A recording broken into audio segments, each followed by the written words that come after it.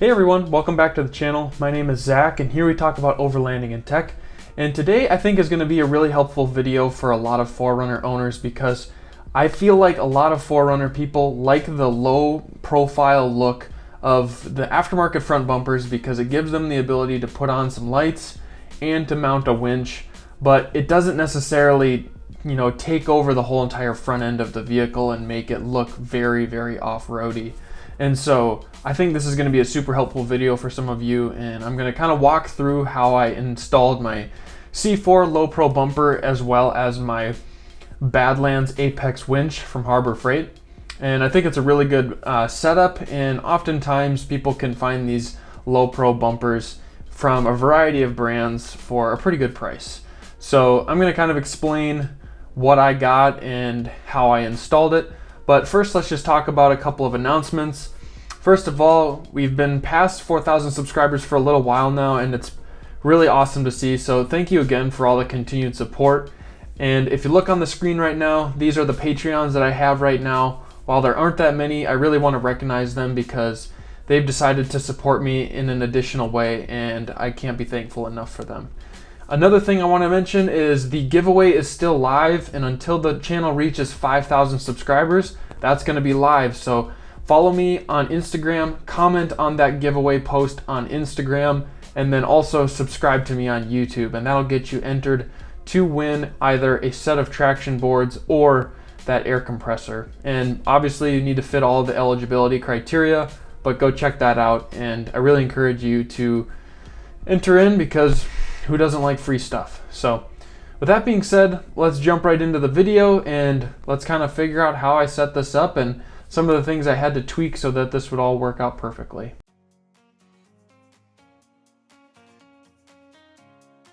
I got this C4 LoPro bumper in on Friday, and I've just been working hard to paint this thing so that I can get it on the 4Runner.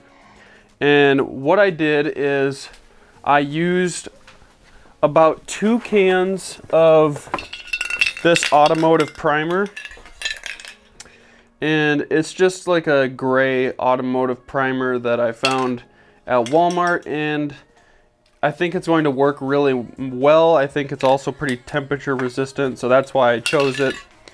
And then this is the spray paint I used. It's called the Krylon Fusion Hammered Black color, and I think it's really nice because the texture allows you to hide the imperfections of spray paint. So that's primarily why I decided to pick that up. I also saw on Overlanding Under Budget's YouTube page, he builds a lot of his own armor for his Tacoma, and so I saw that he was doing that with his products rather than taking them somewhere to get powder coated. Maybe he picks and chooses when he actually paints, but I didn't want to initially powder coat it. I figured if this really is not a good solution and the paint wears off easily or it gets scraped off easily or it's not durable in some form, then I'll take it in and get it powder coated because the LoPro doesn't take a whole lot of time to mount onto your vehicle. That was kind of my thought process, and hopefully I don't regret that. And my bumper is spray painted in like this hammered black color, so I tried to prime the whole thing and then spray paint it. I wouldn't recommend doing that. I would definitely just get it powder coated, but I thought I could save some money here. Probably in hindsight I would have done it differently, but for now I'm just gonna see how it goes. Hopefully nothing rusts too bad. Basically I just painted it. I did like 2 to 3 coats of primer, and then I did about 3 coats of paint, and then I did my skid plate, which is the stock TRD skid plate, in the same color. So that should hopefully look really good. I'm pretty excited because I think you're going to be able to see that both of these are painted the same color under the vehicle. So I'm looking forward to that. I think it's going to look really good. So in addition to the C4 bumper, they sent this other stuff, which is basically just a bag of bolts so that I can attach this thing to my vehicle. And then I also got this license plate mount. So basically what happens is you're able to remove this from the vehicle when you need to use your winch. So this will mount right there, and then this screws on with some little hand tightening bolts. So they're not wing nuts, they're like a little larger than that. They've got this sort of pattern on them, so I think that's going to be super handy, and I'm happy that I bought this because legally I have to have that on the front of my car, so might as well get something that allows me to still use the winch. So basically that's what came with the C4 bumper. There's not a lot included in the package because I was primarily just buying the bumper itself. So now I'm gonna just kind of transition and let's start putting this on the 4Runner and disassembling the front of the 4Runner so that we can mount this thing on there. I don't want to like bend this plastic, you know? I'm sure that, oh, that's not good.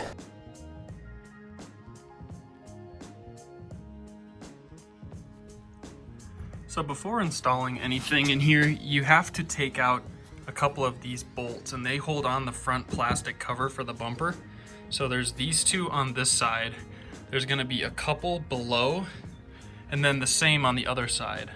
So let's go ahead and take out all those bolts. And then so we have this one here, here, and then here on this side of the bumper. And then on the front right, you have this bolt right here. And then these bolts are part of the C4 LoPro bumper. So you've got to take out that bolt as well. And then on the front left side, you've got that bolt and then another bracket from the C4 bumper.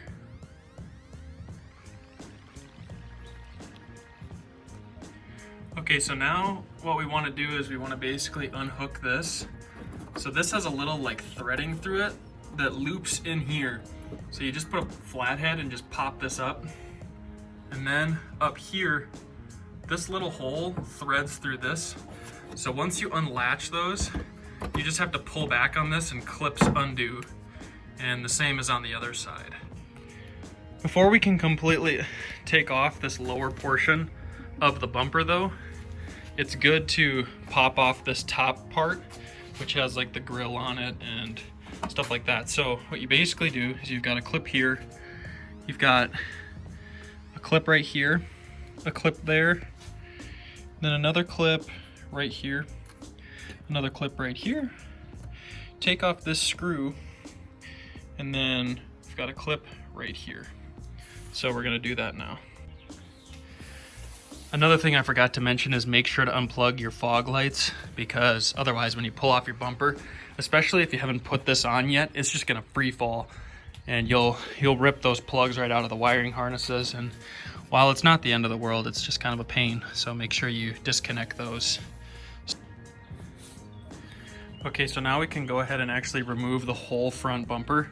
So this part here is connected to this. I think you can disconnect them, but I'm just gonna take it all out as one housing. So I took out all the clips on top, a couple clips in the wheel wells or screws, a couple screws on the bottom, and a couple screws over here. So all of the bolts or screws, they have a socket head. They're 10 millimeter. And then these little clips, you just pop out with a flathead. Unless they're really bad clips, then they might break and you might have to buy replacements. And then the C4 bumper, it has 14 millimeter bolts. So now I'm gonna just try and finagle this, because right now it's literally just being held on by the C4 bumper.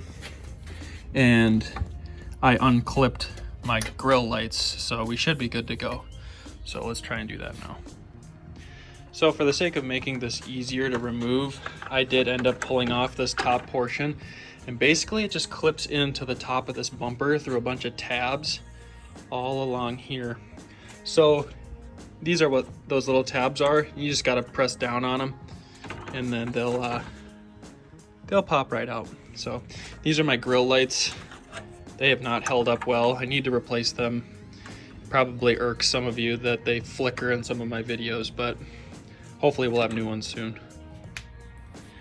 So just to show a little bit better where I cut this bumper out, it's basically gonna take out that flange or that plastic piece that sits on top of your bumper. But I cut out about 1/2 inch in, and then there's clips for that flange, and I cut about halfway in between the holes for the clips. You can see how some of these holes are still kind of existing there, but they all get covered up by the bumper. but I would recommend cutting even a little farther in. I tried to follow the C4 video. I would cut almost an inch in, because you can always shave a little bit off if it's not fitting right, but I think it could go a little farther, because basically that part sticks in right here. And look at all this space. You've got like an inch and a half or two, so I think you could definitely leave a bunch on there, and it would push in. Maybe it would start to push into the metal, so it kind of makes the shape of the bumper weird. But another ½ inch, I can't see how that's gonna hurt it. Okay, now I just wanted to talk a little bit about what I had to do to fit this bumper on. So basically there's like a big aluminum bracket that goes in the front, and you just remove that. So it's got like 6 bolts, one that goes in here, and then like right inside there. So now we have to remove this big bar here, and then the 2 supports, because where the 2 supports are is where the LoPro bumper is going to mount to. So now we're just working on taking that stuff off.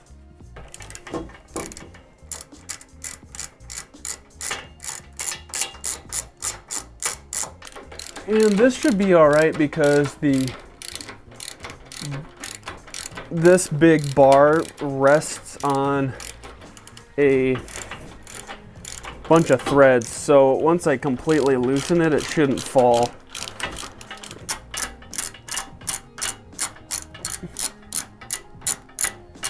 All right.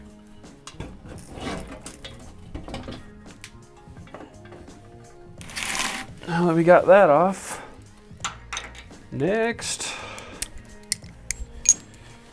gotta take off each one of these. And then same on this side, there's that bolt right there. And then there's some bolts right here. And C4 goes through like how to do this properly, but I'm just gonna kind of give an overview. So you take out those bolts, this front aluminum bar pulls off, and then this plastic comes like all the way down here, so you need to cut it off with a Dremel or something so that this big metal bar can stick out. And the same thing is on this side as well. You basically cut this up and out. So basically mounting the Badlands winch is really easy when doing it to this actual bumper. What I would recommend is you're going to want to put this front flange on, or sorry, this front fair lead on before you mount the actual winch to the bumper. In this case, I think they recommended 55 pounds on your fair lead.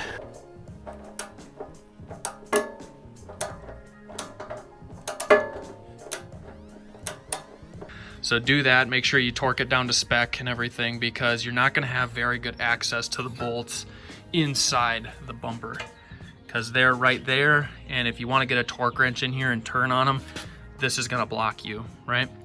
And then I would recommend mounting the winch body to the bumper before you actually mount the whole bumper to your vehicle. And basically it comes with a square nut that slips right into here. There's like a little opening for this square nut. And then it comes with this bolt, which has a lock washer, a flat washer, and then their bolt. So what I'm gonna do is I'm gonna do bolt, and then lock washer, flat washer, and then mounting panel, thread this through, tighten it into the square bolt, or the square nut.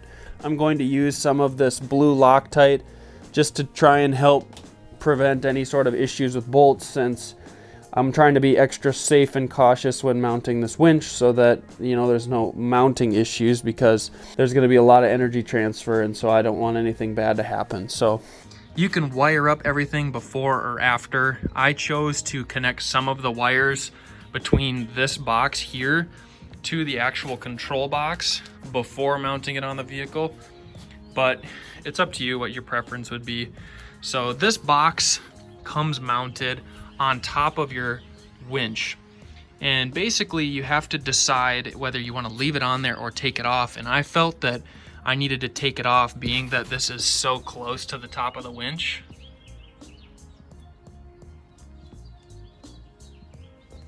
And so I connected up these cables, and by the way, this relocation, basically all the wiring is included.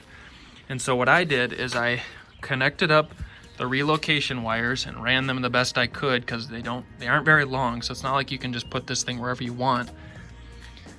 And then I ran my big, like, thicker wire that goes up to the battery, which connects to your big kill switch right here, which also comes with it. So all of the wiring that I've used came with the winch. Now, where this gets a little custom is, hopefully the light's not too harsh, but I removed these horns right here, and here's the other one up here. And they used to hang right here and right here, and then they kind of dangle in this area. And so if you like look down, here's our control box, and it has these relocation wires included in the packaging that go down and hook into that winch. And so basically what we're gonna do is we're gonna try and zip tie those wires just nicely through there. We're gonna put this plate in right here that will mount here and drop this down a little bit so we can mount that, and then we'll put the horns right above it on top. So that's what I'm gonna try and do, and then I'll show you guys once I get it all assembled. basically these horns, these two bolts go right into this part on the frame. Okay, so this big cross member right here has threaded spots right here. Now, I thought, okay, there's enough space in here. If you kind of peek in, this is the box. It goes from here all the way to right here. So it pushes almost up against this plastic. And while it does block the radiator a little bit, I haven't seen any cooling issues, but then again, it hasn't been summer. So we'll see how that goes, but I think it should be just fine. So what I did is my dad and I, we measured roughly how large of a panel we would need to use these mounting points to mount this box. So under these two horns is just two thick bolts that hold on this box to this plate. And I think it's just 1/4 inch aluminum that I tried to paint the same color as the bumper. So if we like look down here, you can kind of see behind the horns there's those two bolts, right? And then for some reason I had these little spacers, or I don't know, maybe they're even like a washer, so to speak, for the bumper. And maybe I'm doing something completely stupid and I need to have them used there, but I repurposed them to be used up here so that I could slightly offset these horns.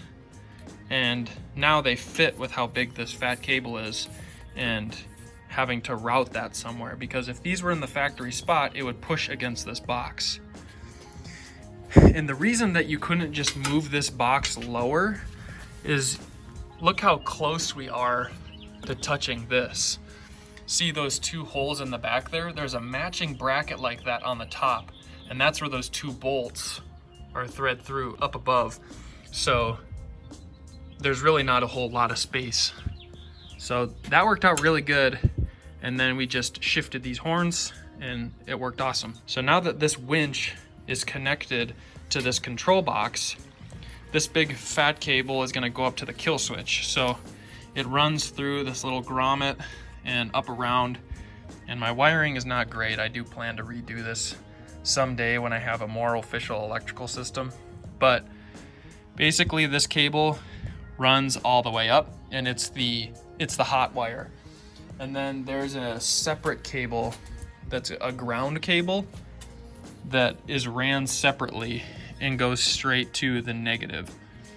And so basically we've got a negative that connects to the battery, we've got a ground on the body, and then we also have this hot that comes up to this kill switch. And so basically anytime I want, I can either turn on power to the winch or I can kill it completely, and then nothing will be drawing on the battery. And so all I did was I removed this relay box, and then I drilled a couple of holes this direction with long drill bits, and just make sure to use smaller than the hole there to like create a pilot hole. And then I just drilled these slightly larger to fit screws.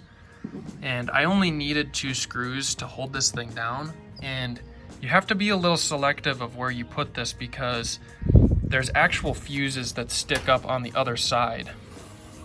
And so just make sure that you pick a location similar to me so that your screws don't push into fuses that are plugged in on the underside.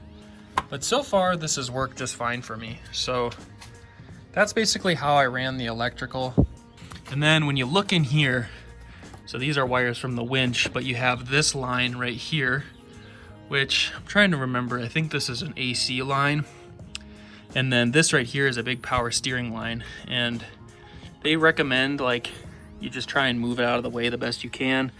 Maybe you'll end up like pushing it a little bit to bend it, but I did what I could. It still kind of rubs on this turn a little bit, but since this gets swung in this axis, it's not that big a deal. So, and I don't really care that it rubs against it. This piece of metal can take it. So that's basically like stuff that's gonna be in the way. And then once you mount up your front bumper, you've got this bracket here, which is what I was talking about initially, where I had to take out this bolt. That helps to pull in the sides of your bumper, where this is not quite as structurally sound once you start cutting it up, and it won't clip into the like factory locations. So they have this bracket which comes with it. And then you also have another factory bolt point on your frame. So it's got this other bracket to just provide some more structural support. And the same thing happens on this side.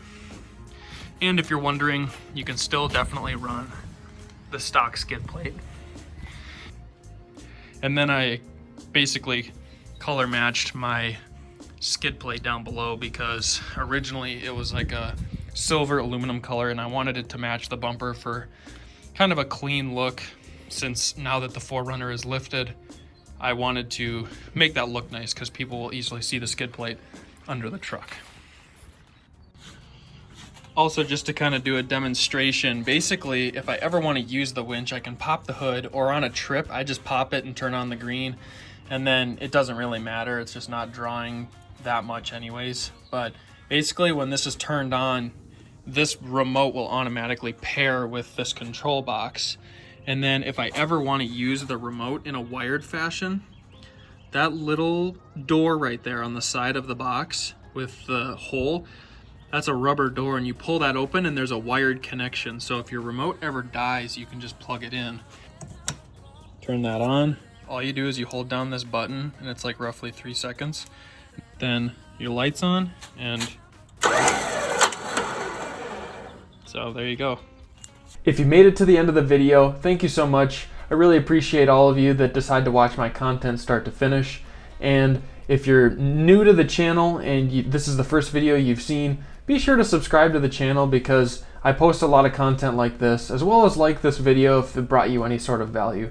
So with that being said, thanks for watching, and I'll catch you guys in the next video.